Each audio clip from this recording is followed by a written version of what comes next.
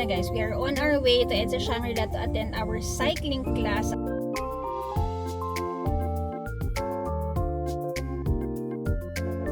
Okay na ako guys, kasi ano lang naman, kailangan ko lang i-remind yung sarili ko na ikaw muna. Hello!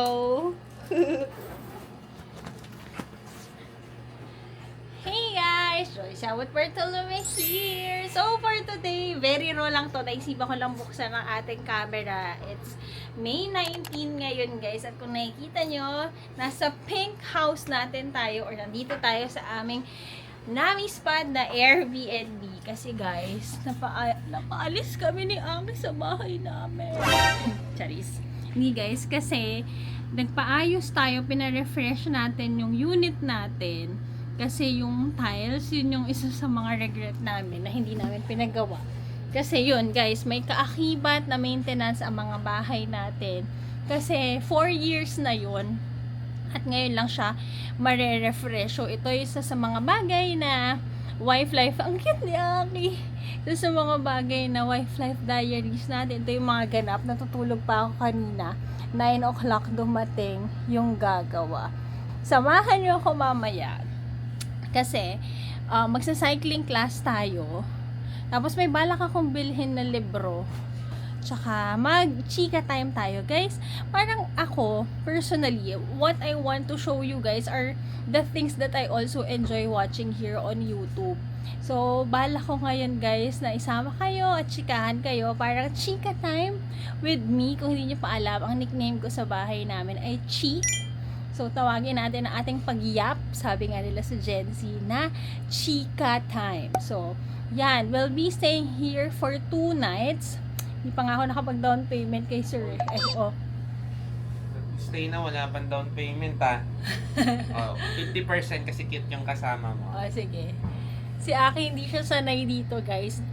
At alam nyo ba, itong unit na to ay 3 going 4 years na, pero never pa kami. Ako, one time nakatulog ako kasi may friend ako ditong nagstay, pero parang mga ilang hours lang yun. Parang sinamahan ko lang siya for a few hours. Yun. Kaya ito talaga, literally, unit namin to, pero first time namin ditong magsistay. So, if you feel natin, para kunyari, ano tayo, Airbnb review tayo, para alam natin kung ano bang makakulang, ano bang mga kailangan i-improve dito sa unit. Kung hindi nyo pa nakikita ang aming condo tour dito sa Nami Spad, go check out, lagay na lang natin siguro dito yung vlog na yun. So kung naghahanap din kayo ng home away from home within Pasig area, ayan, dito, message nyo lang ako. So, yan ang itsura ng aming unit. Bye! Saan ka pupunta? Papagupit daw si Jello. Ako siguro magnanap pa ako ng konti. Tapos samahan nyo ka later. Magsa-cycling class tayo. See you later! Okay guys, we are now getting ready sa ating class. So, alam mo yun, kahit antok na antok tayo, minsan kailangan natin talagang i-push ang mga sarili para may nilulook forward talaga tayo sa buhay, and especially health ito. So, tara na. Ito ulit, favorite ko ngayon to eh. So, usually, use or wear sports bra and leggings kapag nagsa-cycling ako. Tapos, nagpapatong lang ako ng ganito. Para, syempre, hindi man tayo nakabra lang kapag pupunta sa class. So, tara, let's punta na tayo ng Shangri-La.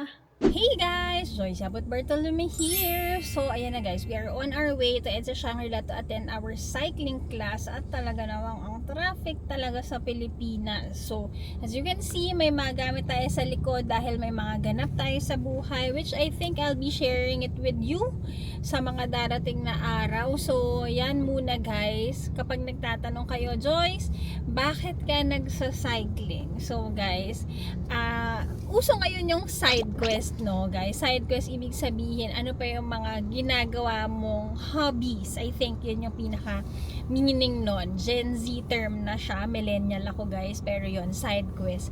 Ang dami ko nang ginawang side quest sa buhay. I already tried boxing, Muay Thai, yoga, nag-swimming, ano pa ba? Nag-dancing. Yun guys. na akala mo kapag 30 ka na kilala mo na ang sarili mo, pero patuloy pa rin palang kinikilala mo ang sarili mo. And there are, yun nga, kanya nagtakbo din tayo. So ngayon, ang mga bagay na na-enjoy ko ay cycling talaga. Again, sabi ko sa previous vlog natin, no, na-enjoy ko guys kapag may sinusundan ako na instructor. So ang goal lang naman talaga natin is happy and healthy life. Kami ni Jello ngayon, napapansin ko, even si Jello, di ba nakwento ko nga na nag-high blood siya the last time or nag-increase yung blood pressure niya. So even siya, very mindful na siya when it comes to food.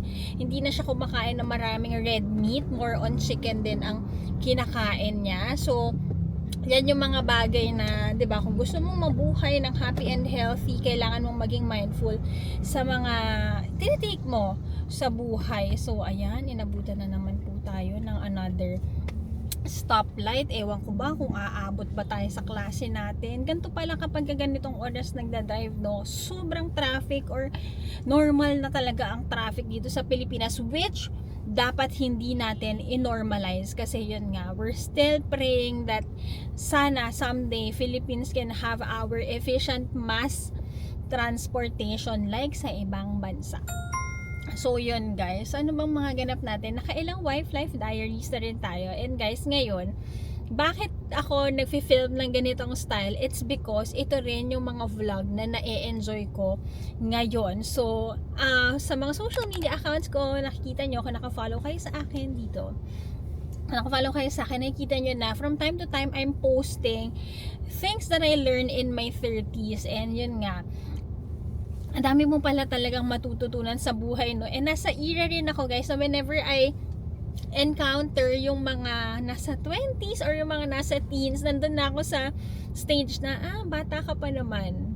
Parang, alam mo yun, 3 dekada ka na rin palang nabuhay, no? Marami na tayo natutunan in life, pero marami pa tayong mas matututunan pa. And yun, sino dyan yung ngayon kinikilala pa yung sarili? Kasi nga guys, iniisip, end goal lang naman natin sa buhay ay maging masaya. Meron nga akong mga nakikita ngayon, hindi ko alam kung paano ba yung naging pagbabago, 'di ba? Usually there are a lot of people or even our parents, no, na parang nabuhay naman nila tayo sa kanilang 9 to 5 job. Parang before, 'di ba, parang loyalty sa company yung mga ginugol, yung parang you get your retirement when you turn 60. Pero ngayon guys, mas nag-aaral ako ng paano ba nabubuhay yung mga kabatch ko guys. There are a lot of people pala my age, kung kasing age ko kayo, 30s, 40s tayo, na hindi nyo na ini-aim yung corporate ladder. Ayun, meron pa nga pala ako sa inyo na utang na I quit my corporate job. Kung kamusta ba?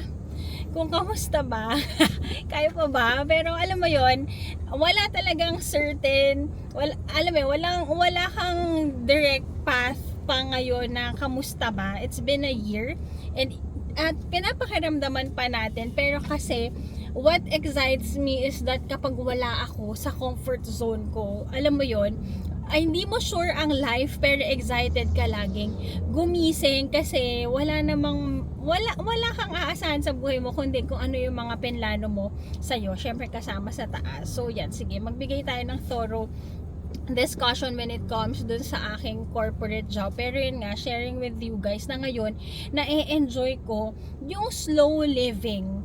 Alam mo yun, ang dami kong gusto in life, ang dami kong tinatrabaho, pero na-enjoy ko yung quiet times. Ito, bakit ako nagsa-cycling? It's because yung cycling guys, kahit may music siya, kasi kung hindi nyo pa alam, parang naka-stable yung cycling mo, and then may instructor kayo na gagayahin, depende dun sa beat. So sometimes, parang kung ikaw sabihin mo, ayoko mag-cycling kasi maingay yan, guys, alam nyo ba, very ironic lang na may sounds doon, pero kapag nagsa-cycling ako, doon nabablanko yung isip ko. Same goes with running. 'Di ba pagka running, no? Meron akong nasa sa itatenga, pero worship songs usually ang piniplay ko. Pero guys, alam nyo ba na yun yung time na wala akong iniisip. Same din kapag nagtutupi ako ng damit. Kasi diba, ang ingay na ng mundo, ang dami nang nangyayari. So yun yung mga moments na tahimik ang utak ko. Pero guys, kailangan ko na magmadaling mag-drive dahil palit na ako, pausog ng pausog yung oras dahil sobrang traffic. So, diretso muna tayo, abangan natin kung makakasali pa ba ako sa class ko kasi umuusog yung Waze na napapanik na ako. So, see you guys later!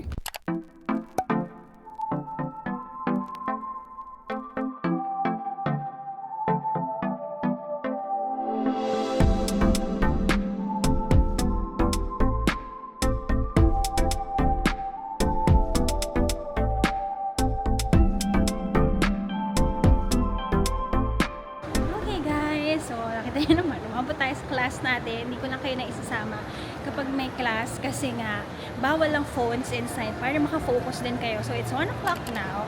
Kailangan muna natin kuha ng ating lunch. Kuha tayo ng late lunch. And then, guys, I'll be buying a book. So, samahan nyo ko. Sana available siya. Alam ko, marami nang nakabasa nito. I'm planning to get Atomic Habits na book. Parang, kasi guys, bakit ako bibili ng libro? Kasi napansin ko, para akong nasa phone ko, like, 12 to 15 hours a day. Especially, ang trabaho natin ay lahat sa cellphone. I'm a wedding content creator, and I'm a lifestyle and travel content creator. So, ang pahinga ko ay sa phone at sa phone pa din. So, ngayon, tulad dito, nag-cycling tayo. I'm planning naman to get a book kasi guys, even mata ko naapektuhan na dahil tayo ay laging nasa phone. So, kailangan natin ng break at para rin i-feed natin ang ating mind. So, check natin kung saan ang bookstore dito and I'll be getting my lunch. Ang dami na pala guys na kainan dito sa Shangri-La na bago. Itong alley na to, dati hindi ko to alam. Kasi usually, nagpupunta lang ako ng Shangri-La when we go to Belo and then when we do our cycling class here. So, may national bookstore pa rin naman sa end nito. So, dito pala may mga manam. Mickey is here. Wholesome table. Hello. Sala. Alam nyo ba guys, yung mga restaurants na yan, nung nasa corporate pa ako, yan ang mga clients namin. So, we talk to the chef, the heads, the owners, para ipasok yung products namin, which is Asia Brewery products. Yan, support. Siyempre, loyal pa rin tayo, Absolute Summit, and kung ano-ano pa. So, punta muna tayo ng National. Sana meron yung book na gusto ko. The last time we were here, nag-check tayo sa Zara, pero yung chinek natin dito and binili natin is for a gift. And natuwa naman yung niregaluhan natin. So, tara. Okay. National Bookstore is here. Tignan natin kung anong mga meron sa loob na books. Guys, no, yung mga batang 90s dyan, dati excited tayo kapag pumupunta dito.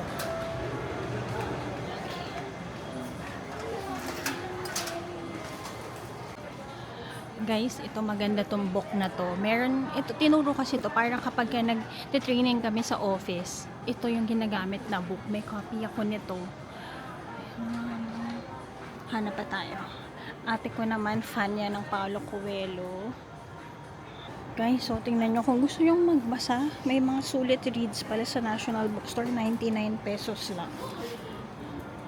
Jojo Moyes, The Last Letter from Your Lover. Here naman, meron din dito na 299 na sulit reads. You and I as Mothers.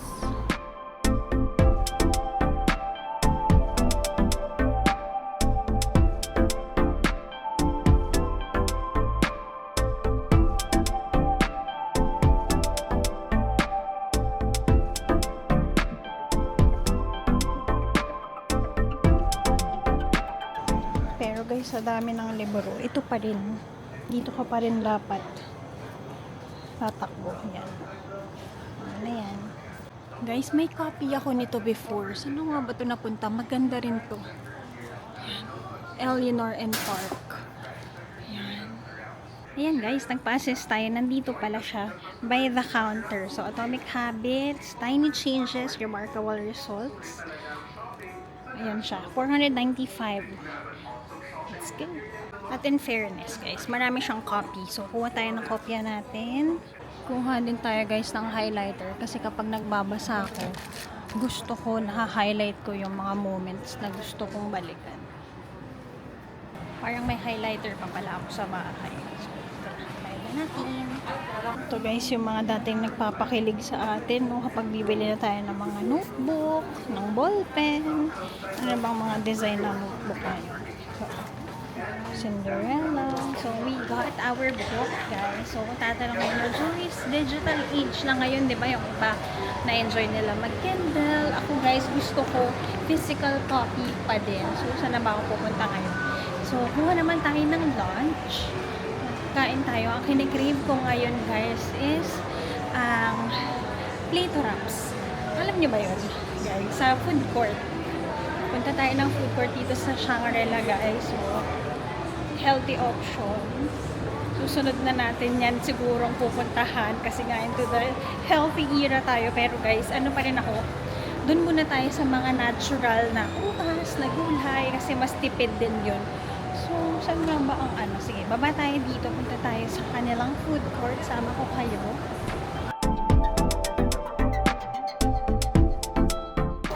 Punta muna tayong grocery, guys. Bibili lang ako ng ibang toiletries ko. So, ganito pala, no, kapag ka nagmo-mall ka na, it's Tuesday ngayon, 1 PM, tahimik lang ang mall. Ito yung mga gusto nating silent times natin. So, punta muna tayo ng marketplace. Tapos, pakita ko sa inyo kung anong bibilin ko for lunch.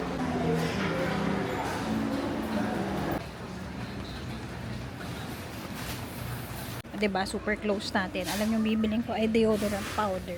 Isa na lang siya. Usually kasi guys, pag namimili ako, laging dalawa para hindi ako pabalik-balik. So, check out na natin to. Okay guys, we got the goods. Tingin muna tayo dun sa Play-Doh wraps. Pero guys, may tissue malatang pala dito. Anything hot pot or may noodles or may maanghang, count me in. Gusto ko yan. Wala pa naman masyadong tao. So, check ko lang muna kung may Play-Doh wraps pa dito. If not, magsisitio tayo. Pero re-relaxan lang natin ang order. So, may mga pagkain dito.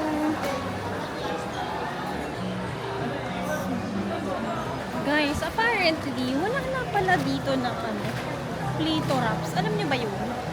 Yung pwede ko mamili kung chicken, mayo, tuna. Wala na. So, wala. Tayo ay magsisitio malata ngayon.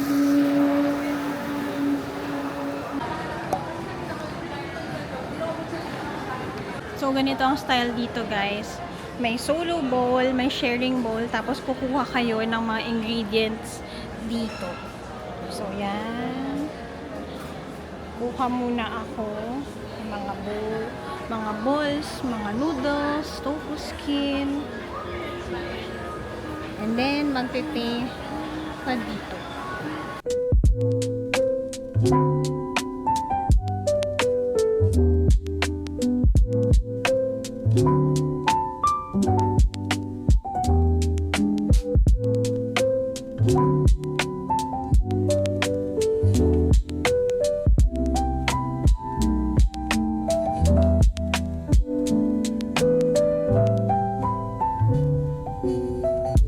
Ito na guys, yung laman ng bowl natin. Hindi ako naglagay ng noodles this time.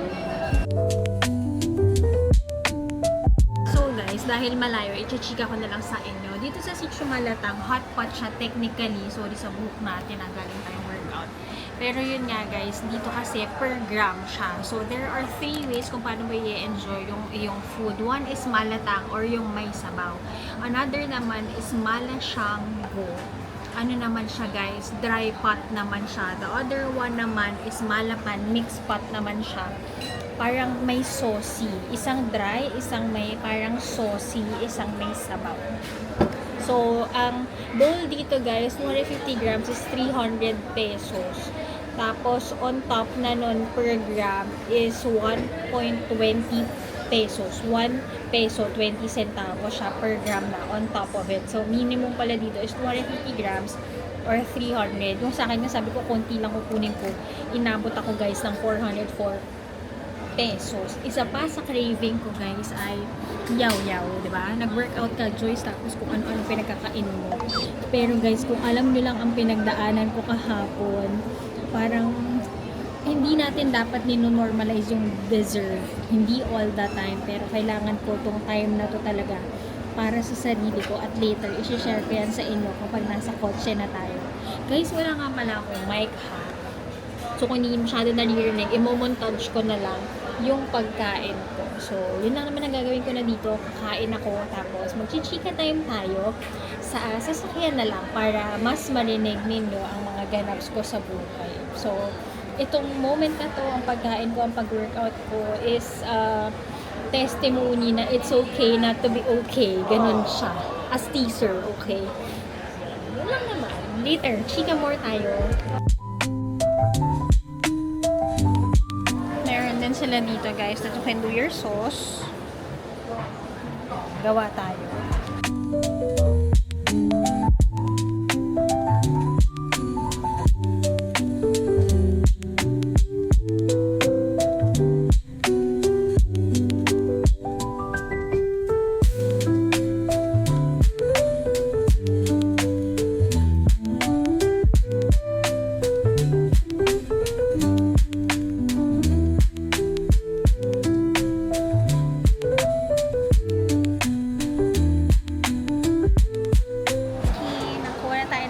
Usually guys, favorite ko ang kanilang peanut sauce dito. Nilalagyan ko ng black vinegar, ng garlic, ng konting sesame.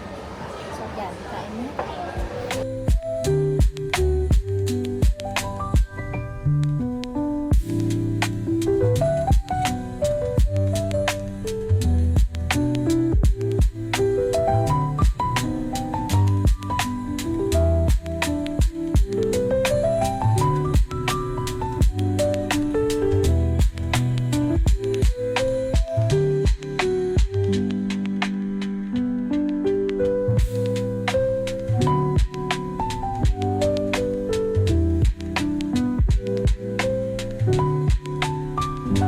Okay guys, in fairness naman, ubos pa natin.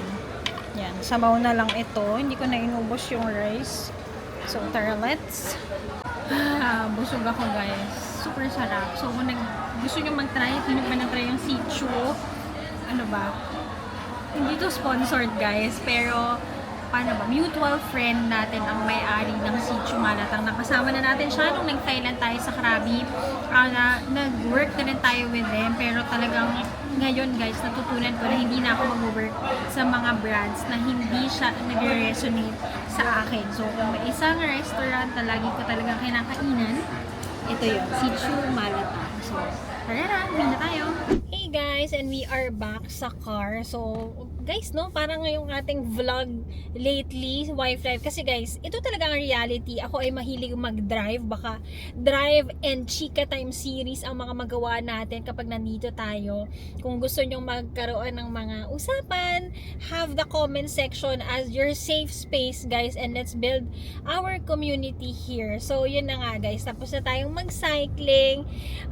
Grabe, guys, ang cycling sa akin. Alam mo yun, parang 'di ba sabi nila, parang kapag may mga pinagdadaanan ka or like feeling mo hindi stable ang iyong emotion or ang inyong mental health is go to a psychiatrist or psychologist. Ako naman guys, ang ginagawa ko is to do yung mga ganitong bagay that makes me happy. Kasi nga, sige guys, let's make this episode a very personal or I'll be very vulnerable sa inyo guys sa vlog na ito.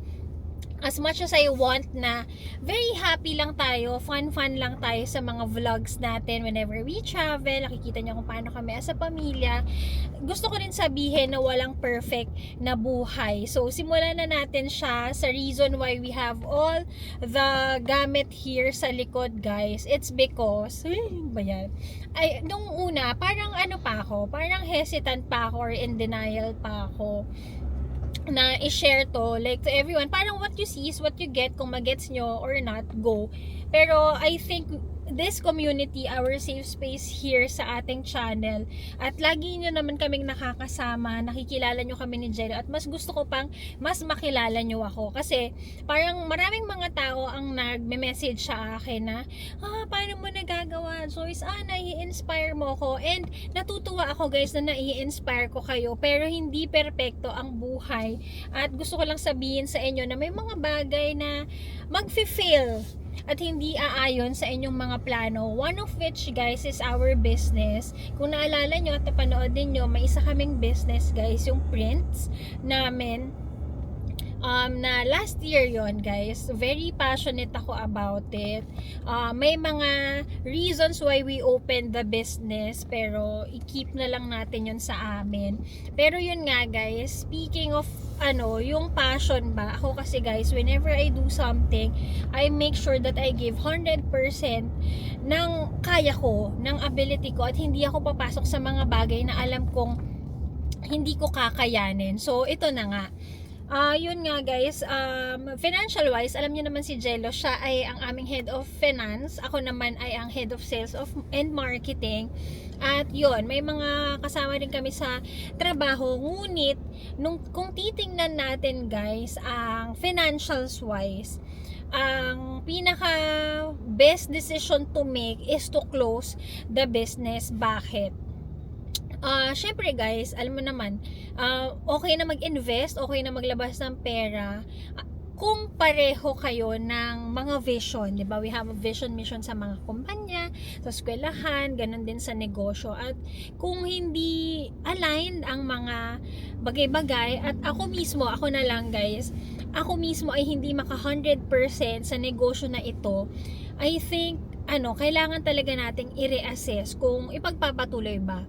Pero when it comes, guys, to clients wise, maraming salamat naman at maganda yung mga kliyente yung nakatrabaho natin ng Globe, ang BDO, nakatrabaho natin ang Air China, ganyang levels na yung mga naging kliyente namin. Kaya nga lang, guys, kung ako na lang, personally na lang, kung ako mismo na may-ari ng negosyo ay hindi maka 100%, guys, kahit sa anong bagay yan, kung hati ang focus mo at wala talaga doon ang puso mo, hindi mag-work yung mga bagay-bagay na pinlano.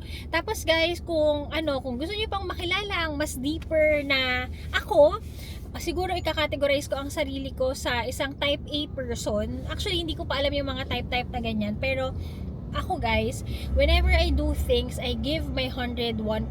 Lagi ko namang sinasabi sa inyo, kung may gagawin ka, gawin mo na yan ng buong giliw. Like, di ba, kunyari, kung sasayaw ka man, di ba, kahit hindi ka pa magaling, practice makes perfect, guys. Walang perfecto sa buhay na ito. Pero kapag ginusto mo ang bagay, katulad na ito, ako, as a person, guys, hindi kami lumaki sa mayamang pamilya. Siguro, middle class family kami, guys. Kung anong mga nakikita nyo na yung mga luxury na binibili natin ngayon, lahat yan, guys, ay pinaghirapan natin at pinagpagura natin. Kasi, guys, hindi ako simpleng tao, yan na lang i-share natin. Pero kailangan mo i-reassess din, no? Dahil kailangan mo maging practical sa buhay. Pero ako mismo, alam ko, kikay ako, may mga gusto akong bagay, gusto kong mag-upgrade para sa iba kong negosyo when it comes to gadgets, at ang mga bagay na yan, guys, ay lahat pinagtatrabahuan ko dahil walang ibang magbibigay niyan sa akin. So yun, I'm a kind of person na talagang hustle hard. Kung may gusto ako, ay gusto ko talagang ma-achieve, ganun siya, guys. So like for example, ito yung printing business namin, guys, hindi siya ma-achieve kung hindi ko maibibigay yung 101% ko, and it goes sa buong structure ng negosyo. So yun, let me share with you, guys, 3 things na lang siguro na natutunan ko sa past day, sa past month na hindi tayo nagta-travel. Gusto ko lang sabihin, pwedeng bumalik ang printing business namin, na-establish na naman natin may printing business tayo. Kung may mga tamang tao tayong makakasama, kung ako ay kaya ko ng mag 100%, ganun din si Jello. Kasi nga, guys, 'di ba, nagda-diversify tayo ng mga ng finance natin. Meron akong POV lens, POV prints, meron tayong studios, meron tayong Airbnb, nag-YouTube tayo, content creator din tayo.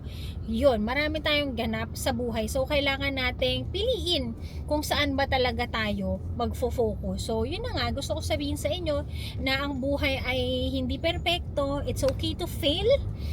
Yon, number 1 thing na natutunan ko, na it's okay to fail, but bring the learnings with you. Naks, sino naman ako dyan. Yun, guys, totoo siya. Pero syempre, dumating na tayo sa point na iniyak na natin yan. Kasi nung sinimula natin yan, talagang ang puso ko ay nag-build ako ng opisina, kung ano yung vision ko na mangyari, thankful din ako kay Jello dahil si Jello talaga alam niyo naman kung paano sumuporta yung asawa natin. Asawa ko pala. natin. Asawa ko, iba din talaga siya sa suporta. 'Di ba 'yon? Pero yun, we need to make a decision as business owner kung mag-grow ba tayo or kailangan nating huminto. So yun guys, sa buhay also, it's okay to fail, 'di ba? Kaya ko to sinishare sa inyo para sabihin na ang buhay at ang realidad ay hindi laging butterflies and rainbows, hindi laging masaya. There are days na, alam mo yon, kaakibat ng bawat ganda ng buhay na meron ka ay yung mga hirap, ang mga puyat, ang mga iyak na ganyan. So yun lang, it's okay to be vulnerable, it's okay to be sad. Yan, katulad ako, isa rin sa reason, yun nga, syempre no, inisip ko bawat gamit na papasok sa opisina na yun, pero ngayon ay unti-unti ko silang binibenta. Ayan, on the silver lining, on a lighter note guys, I'm happy kasi yung mga nabentahan ko ng mga gamit galing sa negosyo namin, nagsishare pa sila na, Joy, salamat, ang ganda pa nung gamit, ito yung nagawa namin, ang ganda, excited sila. Kaya ito ang mapapayo ko sa inyo, when you do something guys, alam ko meron sa inyo, meron sa atin na pumasok sa isang trabaho, because mahirap ang buhay, totoo yan, mahirap ang buhay dito sa Pilipinas, no? Pero ano lang you need to adapt. At kailangan mangarap tayo kung saan ang success. So kung meron sa inyo, hindi lahat ay may luxury or may privilege na maging pera kung ano yung mga bagay na gusto nila. Merong pumapasok ng 9 to 5 na talaga namang kailangan ko ito. Kaya gagawin nila ang 100% nila doon. So ano ba sinasabi ko? Ba't ba ako nakarating doon? Pero yun lang, kung may gagawin kayo, gawin nyo siya ng buong gilyo. At sa mga nagne-negosyo, sa mga nang hihingi na tayo kasi may mga negosyo tayo na okay, ang Airbnb namin is doing great, passive income na siya. Ang aking wedding content creation ng events ko naman as a content creator is doing great as well. Pa 3 years na siya. At nakakatrabaho natin ang malaking pangalan when it comes to that industry. So yun guys, gumawa ka ng mga bagay na ikakasaya mo. Bonus pa kung magiging pera din yan. So yun, okay lang mag-fail. Basta tatayo ka, dadalin mo ang mga learnings in life. Yun, kasi yun talaga ang reality guys, hindi mo pwede magpatuloy tayo ng negosyo pero papalugi tayo, 'di ba? Paano naman ang ating future, 'di ba? Ang savings and all, kasi mauubos ka. Next thing naman na learn ko guys is that don't expect, eto na, lagi na lang akong ganito. Lagi ako ditong nadadali. Don't expect, kasi guys, iba-iba tayo ng definition ng success. Yun, may ganun kasi akong tendency guys na gusto ko yung mga tao sa paligid ko ay may experience din kung ano yung na-experience ko. Alam ko nakaka-relate naman kayo dyan. It's a Filipino culture as well. Kaya nga guys, maraming breadwinner, marami sa atin na inuuna muna ang pamilya bago ang sarili. Pero guys, another thing that I learned, kaakibat nung yung second ko na natutunan na don't expect, kasi nga iba-iba tayo na definition ng success, is that you cannot pour from an empty cup, guys. Yun na siya. Kasi minsan, may mga nauubos. Ayun nga guys kung nakaka-relate kayo, comment kayo ng relate. Kasi minsan, it's okay to help. Pero tumulong ka guys kapag umaapaw na ang blessing sa inyo. At ngayon, ako masasabi ko, ano naman siya, emotional naman ang sa akin. Minsan kasi, naubos din tayo kakatulong, no? Ako guys, hindi ko na pinangarap at never kong pinangarap na sabihin na, si Joyce mabait yan. Hindi ko rin sasabihin sa inyo na mabait ako, kasi kung mabait ako, it will, mafe-feel mo yan, masushow mo yan, pero hindi ako yung tipo ng tao na sabihan mo ako na mabait. Kung maging blessing man ako sa isa, sa dalawa, happy na ako doon kahit silently. So yun, kaya kapag may mga na-message na na-inspire ako sa'yo, salamat po. Yung mga ganun, pero yun nga, kaya katulad kanina nagsa-cycling ako naiiyak naman sa inyo. Yun, yung parang ano ka lang talaga, tatawag ka lang talaga sa taas na magiging okay ka rin. Kasi, like kahapon nag-breakdown ako. Kasi nga, lagi na lang akong nangangarap na kung ano yung success na meron ako, ay sana ganun din yung mga tao sa paligid at hindi mo pala ma-expect yun kasi nga, iba-iba tayo ng success. Kung kunyari ang success sa akin ay nakarating tayo sa iba't ibang bansa, may mga ibang tao naman na gusto lang nilang nasa bahay lang sila, tamang, yung iba-iba tayo ng level ng gustong marating. Yun lang ang sinasabi ko. May ibang tao na happy sila na komportable sila na kumakain, na may bahay, which is good. Simple lang, kasi minsan pinapakomplika din natin ng buhay, no? Pero sinasabi ko nga sa inyo, it's okay to already have the things that you want, pero wag tayong titigil mangarap, guys. Kasi, sana yung magka-purpose tayo sa buhay. So, yun lang naman ang gusto kong sabihin. Nandito na ako sa tapat ng unit namin. So yun lang. Gusto ko lang sabihin sa inyo na hindi perfect ang buhay. Sinishare ko sa inyo ito bilang itong community natin. Gusto ko na very genuine. Kung ano ako, minsan maiiyak ako sa inyo. Most of the time, nakikita nyo ako sa social media, tawa-tawa, sayaw-sayaw, ganon. Pero may mga araw din talaga na magbe-breakdown tayo. So yun lang. Ang natutunan ko ngayon, dahil nga hindi pa tayo makaka-pour dahil medyo bumaba na naman ang ating EQ. Ano ba yan? Minsan ay mauubos din tayo. Kailangan kong i-fill ang cup ko muna bago ko isipin ang ibang tao. At kung ikaw din ay ganun, gusto ko lang sabihin sa'yo na kung magtatanong ka, anong uunahin, ewan ko, bakit nakalimutan ko tong na to. Ito, kasi lagi ko tong pinanghahawakan sa sarili ko. Kunyari, yung mga dating handle ko sa trabaho, Miss Joyce, ano bang uunahin ko? Unahin mo ang sarili. At yan ang hindi ko nagawa sa mga panahon na ito. So ngayon, uunahin muna natin ang sarili. Ganun ba yun? Kapag magbe-birthday ka na. Tatanda na naman kasi tayo. So yun, baka sa mga susunod na vlog natin, pwede akong gumawa ng things that I learned na naman, taon-taon na lang. At least, 'di ba? May learnings tayo sa buhay. Ayan, nandito na ako sa amin. Pero yun guys, kung hindi kayo mahilig sa mga ganito, yapping ba ang tawag dito, or chika time siya para sa akin, pwede nyo skip ang vlog na ito. Sa mga misis, sa mga, kahit hindi misis, sa individual, kung sino mang nanonood sa ating channel na nakaka-relate, please have the comment section para mag-share kung kamusta ka. Ayun, huwag niyong kakalimutan kamustahin ang inyong mga pamilya, ang mga kaibigan, pero huwag mong mas kakalimutan ang iyong sarili. Yun guys, sarili muna bago ang iba, para kapag overflowing na ang love at ang blessings ay ma-share mo na yan. Yan lang naman na gusto kong sabihin para, ba't naman nanginginig? Para tawa. Yan lang, gusto ko lang din ito i-document kasi nga sabi ko naman sa inyo, gusto kong makita yung bawat era ng buhay ko through our vlogs, hindi lang sa pagta-travel. So, I'll be doing more of this. Iiyak man tayo, tatawa man tayo, matututo man tayo, pero fighting! Ba't ba ako naiiyak? Para namang kayong dyan. Yan lang. Maraming salamat for always joining our vlog. Ayun guys, at kung may nai-inspire sa inyo, thank you so much. Nagpo-post din ako sa social media accounts ko ng mga things that I learned. Parang, alam mo yun, bumabalik siya. Kasi tinatanong ko guys, ano bang nangyayari sa mga social media ko?